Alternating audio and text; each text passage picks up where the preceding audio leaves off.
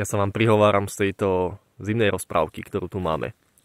S veľmi krátkym vzdielaním skúseností môjho klienta, ktorý za mnou prišiel s tým, že chcel by žiť viac naplno, chcel by tvoriť, chcel by sa pokúšať o veci, ktoré chce vytvoriť, ale cíti, že mu obmedzenia stoja v ceste.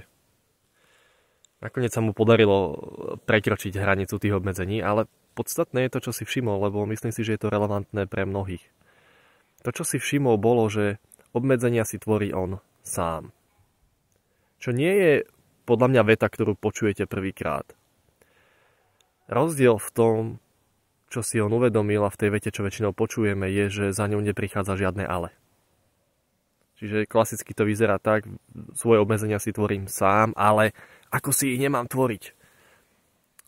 Toto nebolo to, čo si môj klient uvedomil, pretože keď si uvedomil, že si obmedzenia tvorí sám, tak zároveň uvidel, že je to jedna z možností, akou môže túto realitu zažívať.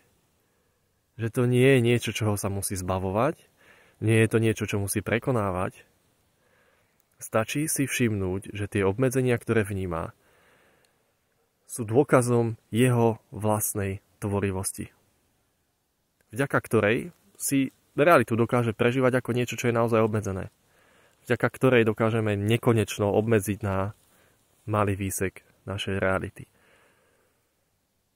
Takže na budúce, keď sa vy sami ocitnete v situácii, že sa cítite byť v takej akejsi svojej ulite obmedzení, tak namiesto toho, aby ste od toho utekali alebo sa snažili toho nejak zbavovať, tak spomalte a dovolte si rozpoznať, že tie obmedzenia, ktoré vnímate, sú vytvorené vami.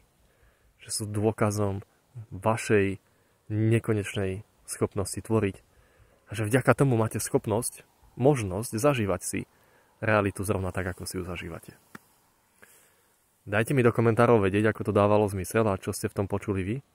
A ak si myslíte, že toto video by mohlo pomôcť niekomu ďalšiemu, tak to s ním pozdieľajte. Majte sa krásne. Čaute.